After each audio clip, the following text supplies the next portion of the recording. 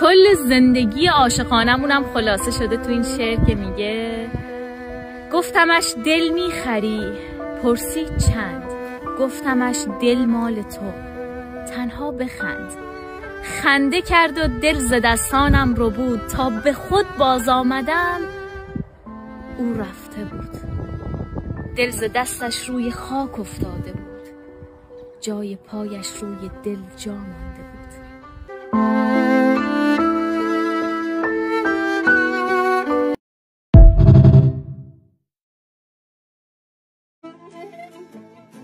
دوستی با هر که کردم خصم مادرزاد شد، آشیان هر جا نهادم لانه صیاد شد.